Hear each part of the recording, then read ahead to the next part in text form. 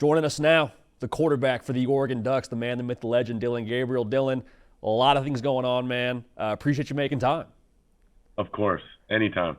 Well, I want to start here, brother, because I know your head coach, Dan Lanning, took the podium today and asked, like, hey, listen, you're number one team in America, and he just gave an all-time one-liner and said, who cares? Did he give anything more to the team? Was that acknowledged at all in a team meeting, or was he just like, what you see, what you get? Who cares? It wasn't. It's pretty short and sweet on our part. I think for ourselves, we're very clear on what happened in the beginning of the season, and we're able to see, what the media was like early, and now what it's like up to this point. But I think that's all things in a positive way we can learn from and grow from, and know that, what's most important is what's in this building, and how we attack our process, our preparation, and continue to have the same mindset because, everyone knows you're only as good as your last performance or your last week, and that's all that's important. So we're focused and trying to just live a week of one, and taking care of business on that end. But it may be as cliche and overdone, but it's really true in our perspective. Yeah, media is the worst, man. You do not want to mess around with those guys. I'll say that right now. That's a good way to approach it. And you've spoken about this a lot, like, hey, I've been in this situation before. Last year, obviously, at Oklahoma and all the momentum. What do you feel like you learned from being in that situation a year ago to kind of how you're attacking things now? I learned a bunch. I think most importantly, I learned it's two different programs, or like you like to say, programs. Yeah, there you go. There you go. And you learn, just from the top down, I think having a guy like Coach Lanning that emphasizes the right things and is never too high or too low. And like I said, bringing up the beginning of the season, if we weren't winning a certain way that, others thought, or winning a certain way up until last week, I think we've just learned to stay even keel and continue to grow. That's our biggest part, is how can we continue to get better and grow as a team. And, that's been our emphasis from the beginning. So I think, not to look back, but I think just two different spots that I'm in personally, the player I was last year, the player I am now, but also just being around a bunch of great guys that have played a bunch of football, understand what it takes to win, and how tough it is week to week to do so. So I would love to say it's, Coach Lanning, but I think it's everyone involved that has the right mindset. And when there's ever a person that may stray away of a way you think, or we have a brother right next to us to challenge us and continue to, make each other better. So it does take a village, and it takes everyone to help one another out. And you mentioned that, like, people from the outside looking in, every single week there is a new narrative or a new take. But for you internally, what do you feel like was most impactful to kind of have that momentum, so to speak, from the way y'all started to the way that y'all are humming right now? I think just adversity. Adversity shows, the true character of everyone. And what I love most is just seeing people respond. And, we're extremely happy with the win and never take that for granted. But we also know the standard of football that's played here at Oregon. So, with that adversity, I loved each and every one. More importantly, I'd like to highlight the O-line. The way they took it personally and the way they attacked every single day. I think that motivated me, and that motivated everyone around us. And just that mentality moving forward, it allowed us to just continue to get better because we had to. So that adversity early has led to a lot of great things for us, and just learning lessons and trying to get better every week. What do you feel like you have improved upon the most from where you were last year to where you are now, just from like a skill set perspective, or maybe it's an approach thing? Like, what are you most proud of from where you are now to where you were a year ago? I would say approach, and I would say everything that's off the field. Not to say I haven't continued to try and get better on the field. It's just, I think off the field is a true measure of, a leader, and being able to get guys around you to play to a certain level. And, I was never a believer in, being that leader by example. I think that's just a good teammate and a good follower. But, a good leader is able to be vocal and challenge others, make other people around them better. And when you walk into a room, it's a completely different mindset, knowing exactly what you got in front of you. So I think that was the biggest challenge for me coming in January. uh, trying to build trust and belief in my teammates and a new guy in town. And I just took it day by day. And I think off the field, you got to build those relationships so you can be extremely demanding on the field. And that's why we do it. That's why we're able to, be so intense and challenge each other on the field, is because, all the built up, time together off of it. Well, you mentioned off the field, and I got to ask you this. Which were you more on edge for? Like Ohio State game, obviously college game there, college game day there, massive atmosphere, or popping the question? Ooh, funny. That's a good one. I would say different but similar in many ways. I think the butterflies were real. That big game atmosphere, I'd say for both. I knew it was a lot of fun in both of them as well, but so different and just a crazy feeling, to be honest. When you do make that decision in your life and get to ask the perfect person in your life to marry you, it's like the best thing ever, but the most you know butterflying feeling ever too. So it's like it's a weird combination. But I get to celebrate that, and then also she was the first person I got to hug and kiss right after the game. So definitely my rock, and someone that has been there for me through it all. So can't thank her enough. Hey, here's the most important thing. In those two big spots, Dillon Gabriel, 2-0, baby. 2-0. All right. So let's keep that going here. I love that, man. I love that. Speaking of, obviously getting married, and you mentioned your time in college football, like, do you get a lot of like the OG jokes? Do you get a lot of like the he's the old head in the locker room? Are we rocking with that, or is that kind of annoying? Like, where are we at with all that? I do. I get a lot of OG jokes, and I deflect by trying to call out another old dude in the locker room. Mm-hmm. That's my defense mechanism. But I do think it's funny. Usually it's the younger guys in our room. Ryder Hayes in the quarterback room, to be exact. He's got all the old jokes in the book. But what I do like, honestly, is being here in Oregon. We do have a lot of older vets that have played a lot of football. So, I'm able to kind of use that as my defense mechanism as much as possible. So there's like a council then of the veterans. Like, it's not just Dillon Gabriel. It's like a whole group of guys that we kind of take this on as a force. Is that what I'm hearing?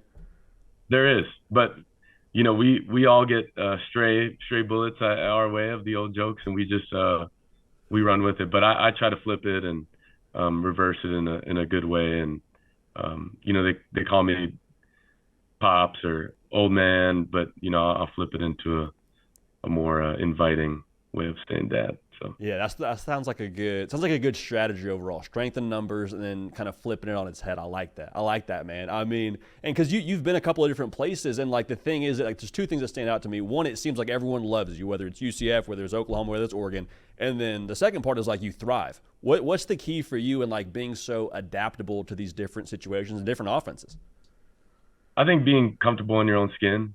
I've played in the Southeast, in the Midwest, and then here in the Pacific Northwest. I think you just learn that very different people in different walks of life, but you take all that knowledge of being around different people and how you can find ways to relate and know that you come together to achieve a common goal. I think also the way I work in the building, and that's just day to day, whether it's the built up spring workout, spring ball, summer grind, fall camp. I think the respect level as well is there just by the way I work.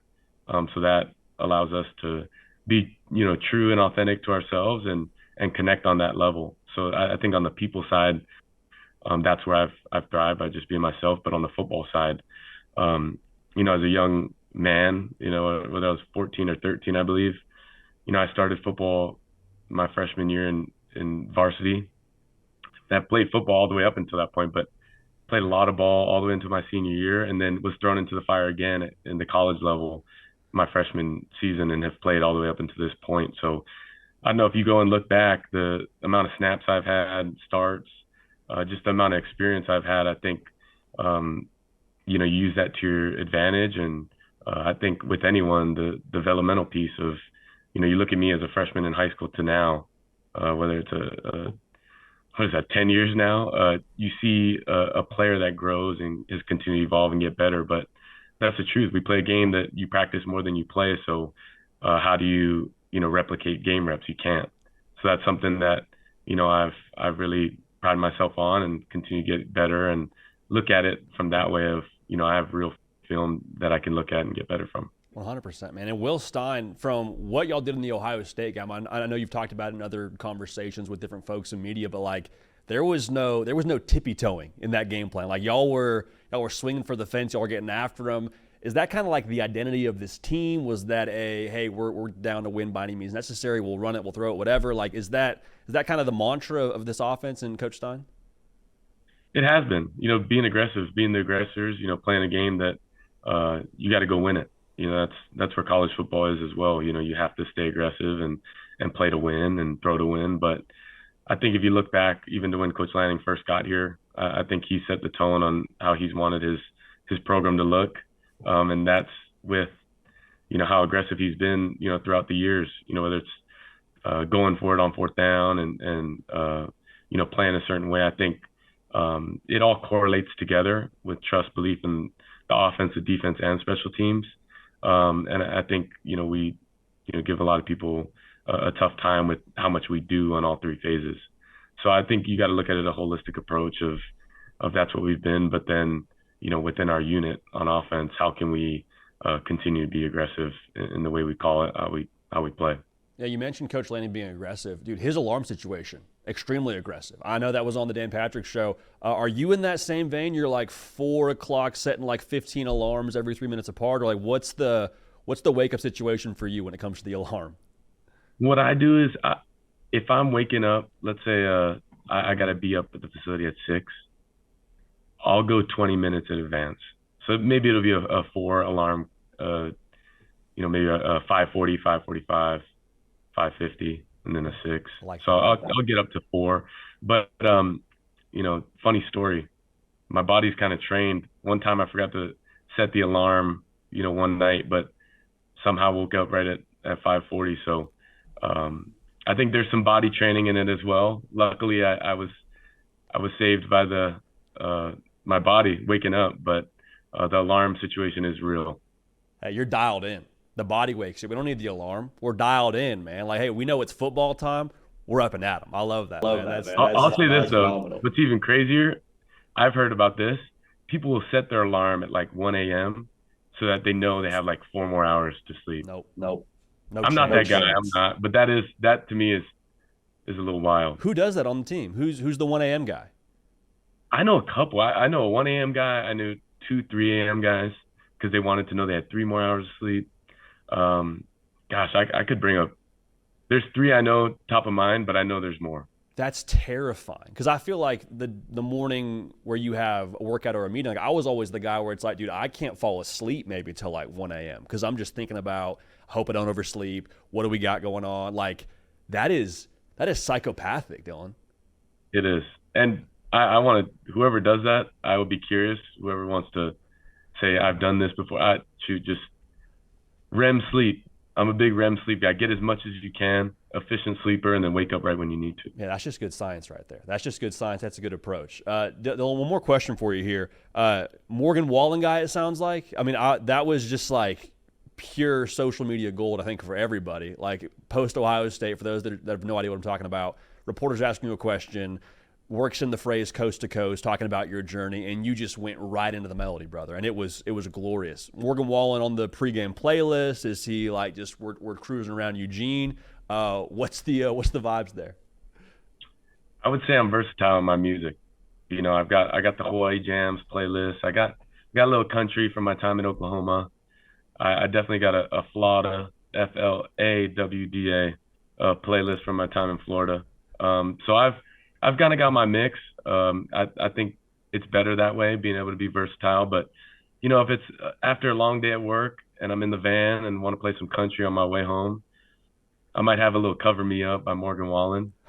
Or I might just have, my daily Drake is what I call it. So I'm versatile in that way. But I think what's even funnier is that I always mess around with the Morgan Wallen lyrics and make it my own and joke around. And it kind of bit me in the butt in that one. So I said the wrong lyrics, and I totally thought it was the right one. Well, brother, I had no idea because I've never heard that song, and I'm not super dialed into the Morgan Wallen. So I was like, this guy's just, I mean, post Ohio State vibing out. I love it. I absolutely love it, man. Well, phenomenal. Phenomenal. Hey, Dillon Gabriel, quarterback of the top-ranked Oregon Ducks, but as Dan Lanning says, who cares? Hey, appreciate you making time, man. Excited to watch you ball out the rest of the year. Thank you.